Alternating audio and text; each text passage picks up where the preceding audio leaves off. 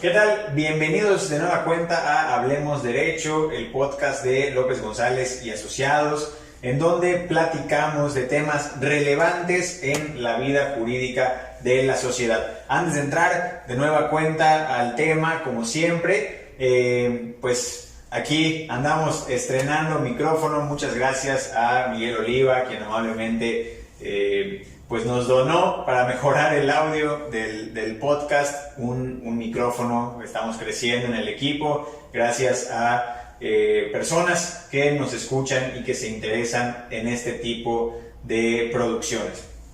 Y ahora sí, sin mayor preámbulo, ¿de qué vamos a hablar hoy, Melvin? ¿Cuál es el tema que vamos a tocar esta semana? ¿Qué tal, Héctor? Sí, como bien dices, antes de entrar en materia, vamos mejorando poco a poco, hemos ido mejorando la iluminación, ahora vamos con el audio y así esperemos siempre ir hacia adelante y poder tener un mucho mejor producto para ustedes. Por supuesto, esto es pues gracias a ustedes. Y entrando en materia, vamos a hablar sobre el reconocimiento de hijos entre parejas homoparentales. Perfecto, y pues vamos a ir primero desglosando. Es un tema que es complejo y a la vez no. Lamentablemente a veces la sociedad es la que realmente va a complejizar un poco este tema. Deberíamos de hablar simplemente del reconocimiento de los menores, pero dado que hay una distinción bastante injusta en las normas, en los códigos, sobre todo de familia, de las entidades federativas, pues nos vemos obligados a abordar este tipo de situaciones especiales. Vamos a empezar primero a platicar sobre qué es el reconocimiento. Vamos a ir desde lo general a lo particular. ¿Qué es el reconocimiento de menores? ¿Qué podemos entender por eso? Bueno, el reconocimiento de hijos es ese vínculo jurídico que se crea de padre a hijo, puede existir o no la relación biológica, pero más que nada viene siendo lo que comúnmente se conoce como otorgar el apellido a un hijo. Es reconocer a un menor, es simplemente reconocer a un menor como propio, ¿no? Puede ser el padre, la madre o cualquier persona que esté en la capacidad jurídica de realizarlo. Ahí vamos a ver ahorita distintas formas de integrar a los menores a las familias. Pero pues la forma más tradicional es que nace un menor, nacemos nosotras las personas, y nuestros padres acuden al registro civil a realizar este reconocimiento. Nosotros vamos a integrar al menor a nuestro núcleo familiar, vamos a darles ese apellido, ¿no? Que va a ser, ¿qué es el apellido? Es el nexo o la filiación, o es la manera más bien en la que vamos a poder reconocer la filiación entre una persona y otra. Y que pues no importa, no es necesario que haya un vínculo biológico, no es necesario que el padre, por ejemplo, en el caso de los hombres, haya sido el que aportó la carga genética, ¿no? A través de la fecundación. No necesariamente esa persona puede reconocer o tiene que reconocer al menor. Y ya que aclaramos un poco esto, entonces vamos a lo siguiente. ¿Qué son las familias, Melvin, o qué podemos entender por familias homoparentales o familias compuestas por personas del mismo sexo? Bueno, Héctor, una familia homoparental es, como su nombre lo dice, una familia conformada por dos personas del mismo sexo, los cuales pueden tener o no hijos. Y lo que estamos hablando en este caso es del reconocimiento de dichos hijos cuando se desea. Claro, integrar, crecer la familia, ¿no? Por ejemplo. Y no necesariamente tienen que estar casados, ¿no? Pueden estar en concubinato, porque ya vimos que el concubinato también se puede actualizar y se puede reconocer ya en personas del mismo sexo. No es necesario que sea esta familia tradicional como nosotros pues tenemos este esquema arraigado de la familia, mamá, papá, los hijos. Pues no necesariamente así, gracias a la evolución del derecho y gracias a, pues claro, es un derivado de la práctica social, de la realidad social en la que viven muchísimas personas, pues también existen estas familias compuestas por personas del mismo sexo. Dos hombres, dos mujeres, hablábamos en el podcast, si no me equivoco, del concubinato, creo, de estas nuevas tendencias, incluso ya las relaciones poliamorosas. Entonces, pues tenemos que, ya vimos, el reconocimiento del menor, es simplemente integrar, crear el vínculo jurídico de este menor, del niño, la niña, con relación o con respecto a unos padres, o incluso puede ser a un solo padre o una sola madre, porque existen esos casos en donde, por ejemplo, solo la madre reconoce y le da los dos apellidos a los menores. Y también tenemos el caso de las familias homoparentales, o los matrimonios igualitarios o entre personas del mismo sexo, que son estas uniones que pueden ser de derecho, en el caso del matrimonio, o no de derecho, en el caso del concubinato, que, también serían de derecho, pero no formalizadas, vaya, que deciden compartir un proyecto de vida y ser solidarios entre sí, etcétera, como cualquier otra pareja. Y vamos a juntar estos dos temas, que es el reconocimiento de los menores dentro de familias homoparentales, ¿no? ¿Cómo podemos nosotros integrar a los menores a estas familias homoparentales cuando en la legislación solamente se prevé que estos reconocimientos se hagan por parejas heterosexuales? Y para eso creo que vale la pena hacer la distinción, Melvin, entre un primer reconocimiento, ¿no? Que es, o una primera integración de este menor a la familia, que es por medio de la adopción. ¿Qué me puedes decir en general de la adopción? Bien, Héctor, la adopción es la figura jurídica en la cual tú integras a una persona, a tu familia, a un niño en este caso. Integras a un niño a tu familia, le otorgas todos los derechos, el niño se queda viviendo contigo. Por supuesto hay que cumplir ciertos protocolos, esto no es como ir a la frutería y comprar 1 kilo de plátanos.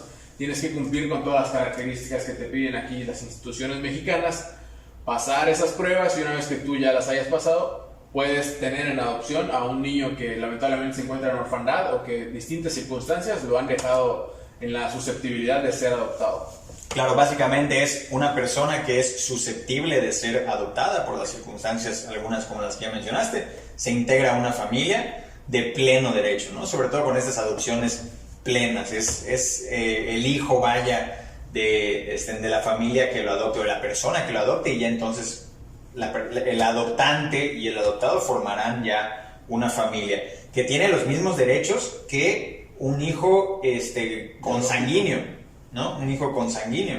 Entonces no hay un nexo. Aquí vemos cómo, sin existir un nexo biológico, ya podemos integrar a un menor, no necesariamente un niño, puede ser un adolescente también.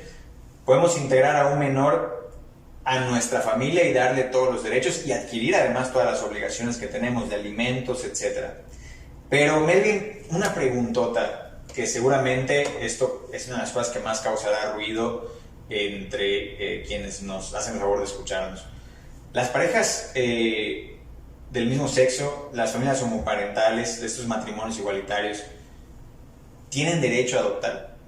Sí, por supuesto.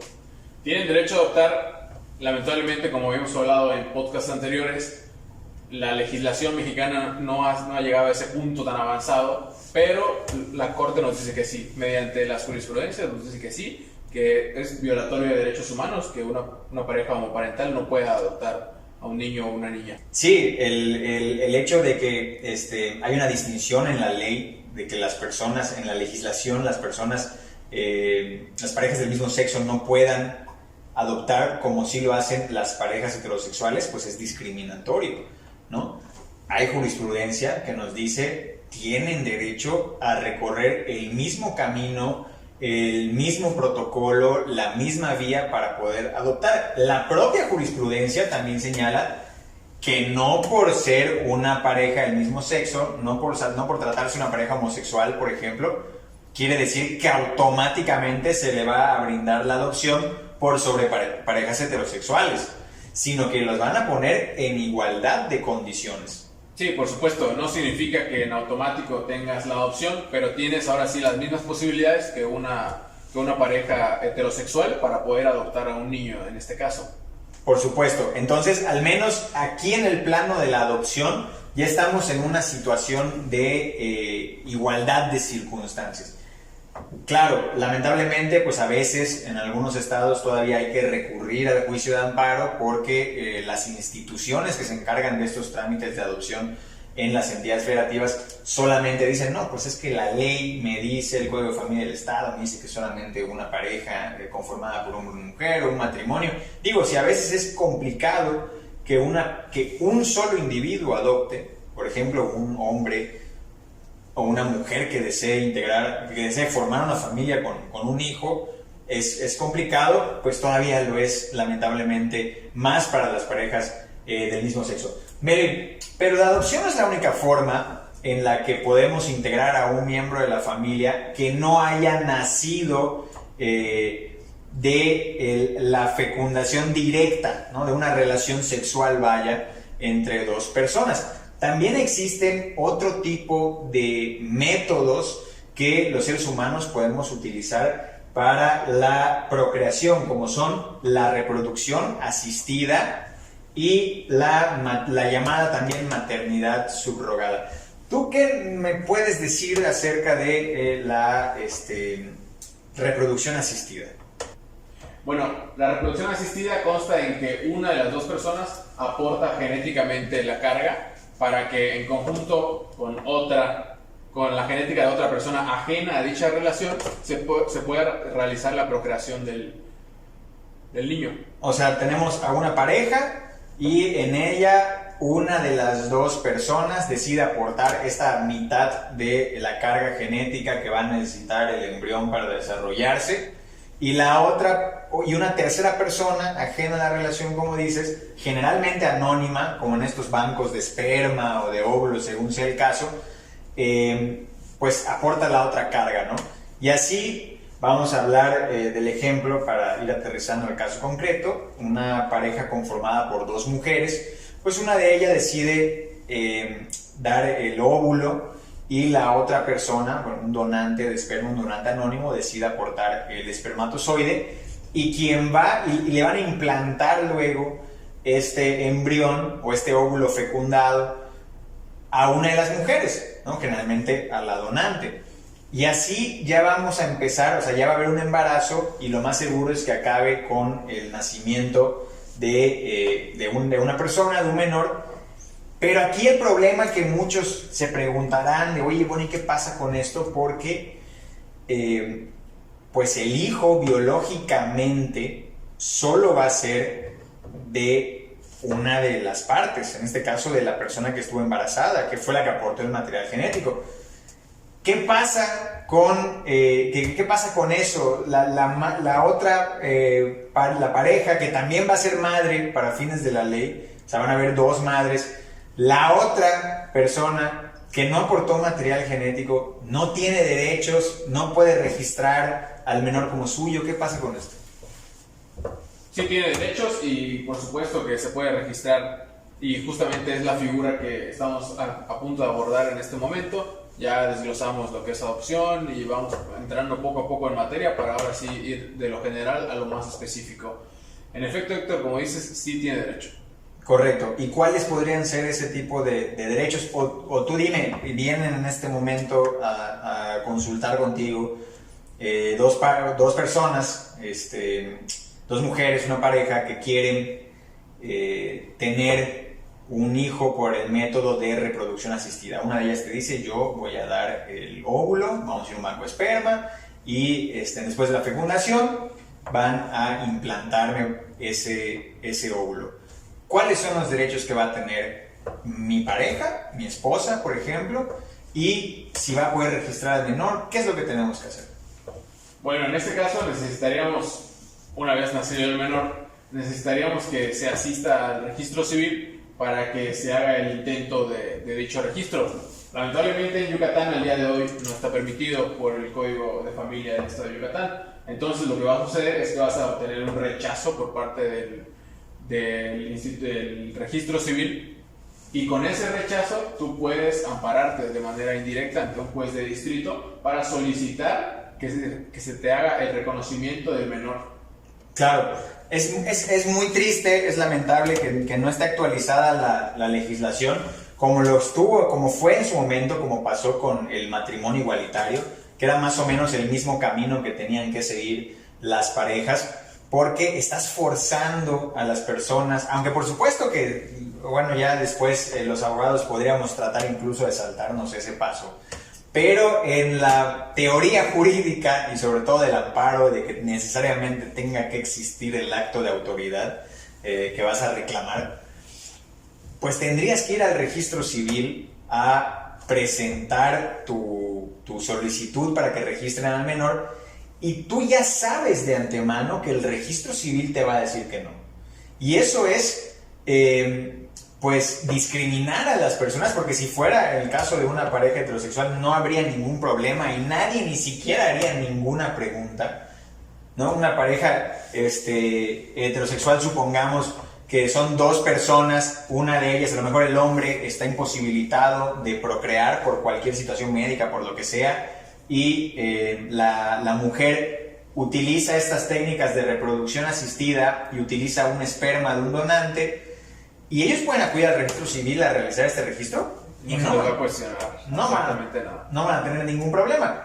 Entonces ya es un poco molesto el hecho de que en la teoría pues las personas, las parejas del mismo sexo tengan que acudir al registro civil a que les digan que no, y ellos ya lo saben y solo necesitan que les digan que no para entonces acudir con el órgano jurisdiccional, con el juez de amparo, quien pues ya nos dijo la jurisprudencia. Melvin, ¿te acuerdas un poco de esta jurisprudencia que nos dice que sí se debe registrar? ¿Cuáles fueron los argumentos que pudo analizar la Corte?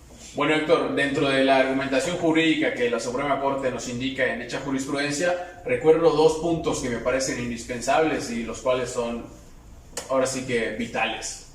Uno es la voluntad procreacional, que viene siendo uno de los requisitos si yo cuento con la voluntad de reconocer a este hijo. O sea, no debe haber mayor impedimento para que tú me dejes registrarlo, tu registro civil me permita registrarlo. Y el otro, que me parece más importante, es que la Corte nos aclara que no es necesario un vínculo biológico para que yo pueda registrar a alguien. O sea, la filiación no es mediante un vínculo biológico.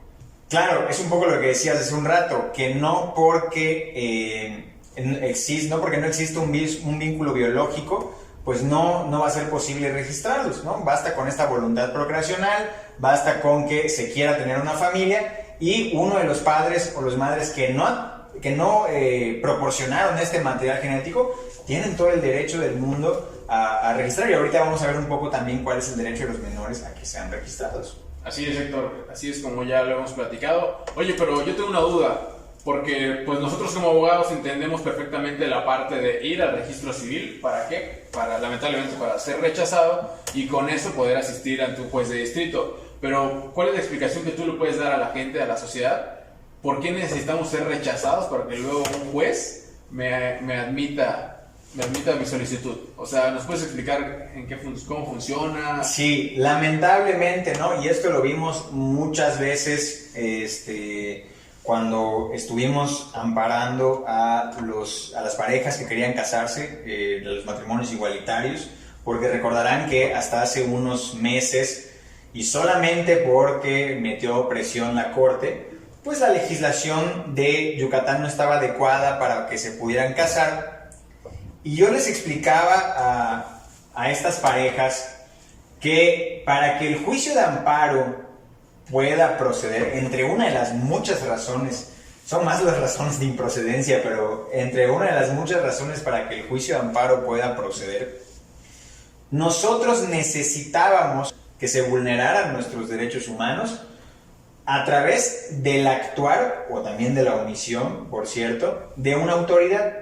Si la autoridad no te ha hecho nada, es un poco difícil en la teoría, porque ya vimos que a veces nos podemos saltar ese paso, pero en la teoría es un poco difícil que si la autoridad no te ha hecho nada, pueda ser procedente el amparo, porque ¿qué vas a reclamar? Vamos a suponer, nosotros, que seamos una pareja homosexual, y queramos contraer matrimonio, pero no hayamos hecho esta reclamación al registro civil. Nadie nos ha negado nunca que nos casemos. En este caso, si queremos contraer matrimonio, hoy en día ya lo podemos hacer. Hoy en día sí, pero en el supuesto de antes de la reforma a la ley, nosotros acudimos, o sea, nosotros nada más queremos casarnos, Pero bueno, el juez nos puede decir, bueno, vayan y cásense, ¿no? Y no podemos alegar ninguna vulneración a nuestros derechos porque no nos han realizado el acto, o sea, no nos han hecho tal vulneración que nosotros podamos reclamar en el juicio de amparo. Por eso teníamos que ir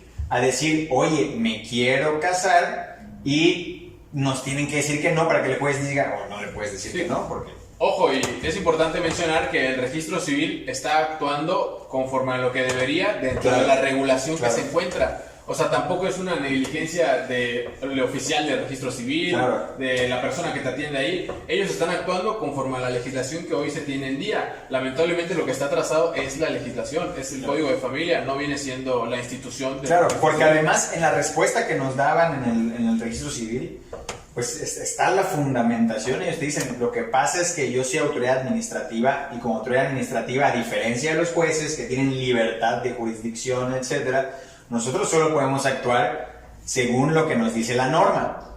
El encargado de la norma y de reformarla es el Congreso del Estado. Entonces nosotros estamos con las manos atadas y lamentablemente les tenemos que decir que no.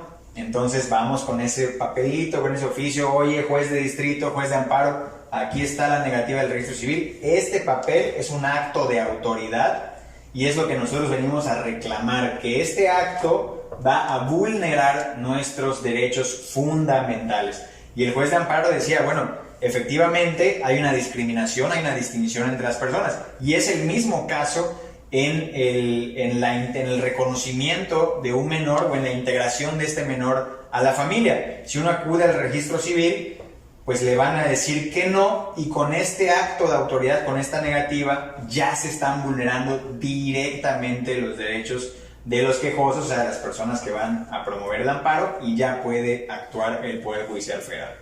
Entonces, eso es una medida importante. Pero no solamente con las técnicas de reproducción asistida, que ya vimos, podemos reconocer a los menores. Viene algo interesante, Melvin. Viene la maternidad subrogada.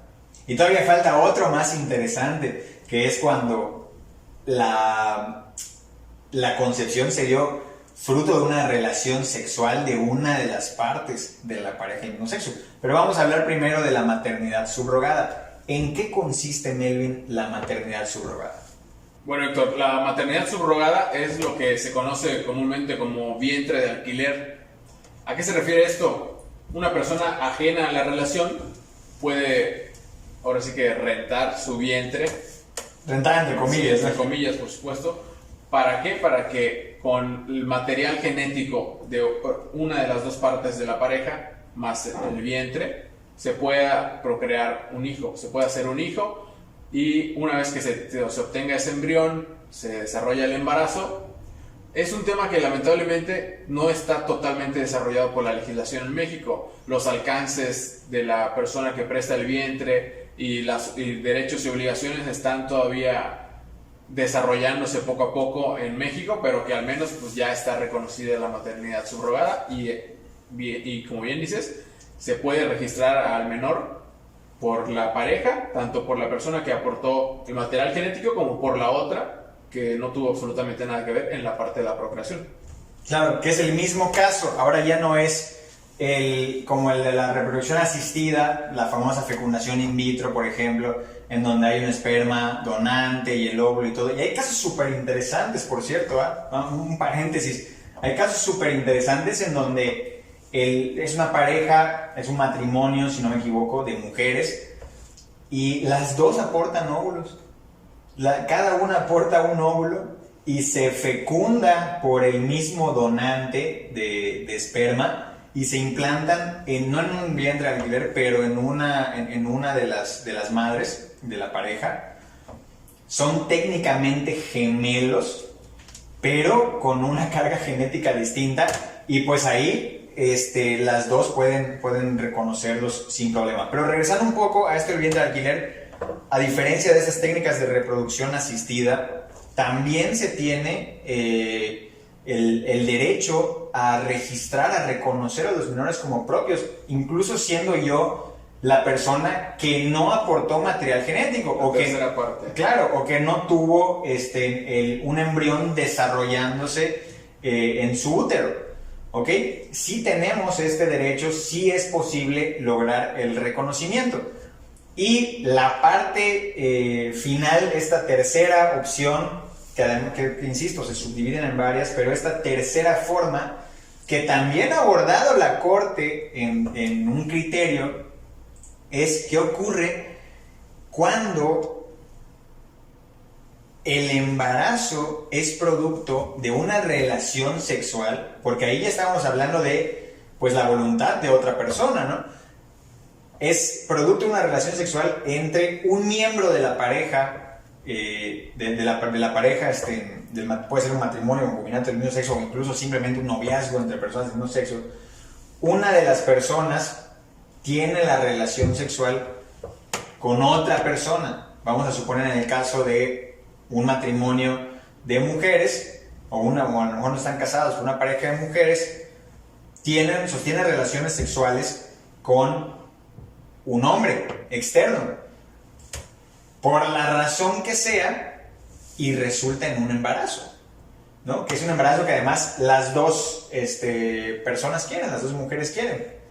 Ahí también entra el reconocimiento de la pareja, independientemente de que se haga un reconocimiento posterior o al paralelo del padre, si así lo quiere, pero el núcleo familiar se va a integrar y se puede integrar por estas dos mujeres. Sí, como manifestamos hace 10 minutos, tomando en cuenta los argumentos de la Corte, podremos decir que existe la voluntad de procreación por ambas partes, y también existe y no se limita al vínculo biológico. Entonces, en este caso estamos dentro de los límites establecidos para poder reconocer como tuyo. Totalmente. Y bueno, en este sentido, espero que hayamos aclarado más dudas y no causado otras tantas, y si se causaron, pues no importa. Nosotros aquí en López González Asociados estamos precisamente para orientarlos en este tema, pero sí dejar claro de que es posible. Es posible que se componga una familia homoparental, no necesariamente por la adopción, que es un camino súper válido y además yo creo que necesario, que creo que habría una descarga tremenda en los albergues, en las casas donde se encuentran estos niños susceptibles de ser adoptados, si la legislación, fuera más laxa, no que no sea tan, no que no vigile tanto en general a cualquier pareja, porque pues es una responsabilidad de un menor, pero que fuera más rápida, que entendiera cuáles son las necesidades de los menores, y además que incluyera a las parejas del mismo sexo, a las familias homoparentales, en igualdad de circunstancias de los matrimonios heterosexuales para poder adoptar. 1 y 2, que también ya sabemos que sí es posible que a través de técnicas de reproducción asistida, que a través de maternidad subrogada, que a través incluso de la concepción a raíz del sostenimiento de relaciones sexuales con un tercero, también todo eso, no importa, sí se puede reconocer al menor en la familia homoparental. La vía más común, pues sigue siendo el amparo. Pero ¿por qué el amparo? Y aquí creo que esta es la parte final del podcast y medular. Para que nosotros recurramos al amparo, cuando nosotros decimos recurrir al amparo, es porque estamos hablando de que hay derechos humanos, derechos fundamentales que están siendo vulnerados. ¿Cuáles pueden ser estos derechos humanos, Melvin? Vamos a empezar en las parejas del mismo sexo que están siendo vulnerados cuando las legislaciones locales nos niegan en primera instancia el registro. Bueno, claro, el derecho a la familia, el derecho al libre desarrollo de la personalidad, la no discriminación, por ejemplo. Sí. La igualdad jurídica entre hombre y mujer. Sí, son demasiados los derechos fundamentales que están en juego y sobre todo que son discriminados lamentablemente. Y para cerrar, me gustaría a mí quedarme, y el mensaje que me gustaría dar es sobre la legislación, que la legislación avance, que nos demos cuenta que hoy estamos ya en un mundo globalizado, que estamos avanzando a pasos agigantados y por supuesto no está bien que el derecho se quede atrasado. El derecho tiene que ser dinámico, el derecho tiene que evolucionar y la sociedad lo está haciendo. Esperemos que el derecho acompañe. Sí, que el derecho pueda ir a la par de la realidad social un poco más rápido. Y antes de cerrar, te pregunté cuáles eran los derechos vulnerados de las parejas homosexuales, de las familias homoparentales cuando no se les permitía la adopción, pero también hay derechos humanos vulnerados en los menores, porque imagínense que hay un menor producto de una reproducción asistida, de una maternidad subrogada, de cualquiera que sea el método, y todo ese tiempo que dura el amparo y todo ese tiempo que el registro civil le está en la negativa, es un menor que no tiene identidad, no tiene nombre, no tiene apellidos, no existe legalmente, porque sabemos que el primer gran acto de existencia jurídica pues es nuestro registro ante, valga la redundancia, el registro civil, ¿no? Es nuestra acta de nacimiento, es el gran papel, ¿no? El gran acto jurídico que nos representa y nos da vida como personas en la sociedad. Nuestra presentación jurídica ante la sociedad. Exacto, ¿no? Porque incluso más que la INE, incluso más que el pasaporte y cualquier otro documento, porque esos pues sí te sirven, pero nunca a nadie le dejan de pedir el acta de nacimiento como gran acto fundacional, como la bienvenida a la vida jurídica. Y cuando estamos impidiendo que un menor sea registrado, le estamos vulnerando su derecho a la identidad, su derecho también a una familia, ¿no? A pertenecer a una familia y recibir cuidado, cariños, alimentos, una educación, apego, o sea, muchísimas otras cosas. Se está vulnerando el principio de ¿cómo se me fue? El principio superior el interés superior, el interés superior del menor. Se me fue demasiado largo, pueden decir el principio de superioridad de los niños, ¿no? Pero el principio de interés superior de la niñez. Todo esto se está privando al menor de esto cuando decidimos no actualizar la legislación. Y pues muchas gracias. Yo comparto totalmente tu conclusión de que el derecho tiene que seguir avanzando y que pues ya debemos de empezar a ver las cosas legales desde el punto de vista legal y no desde el punto de vista moral o de las preferencias de cada uno. Y pues muchas gracias por acompañarnos en un episodio más de Hablemos Derecho. Hasta la siguiente semana. Gracias.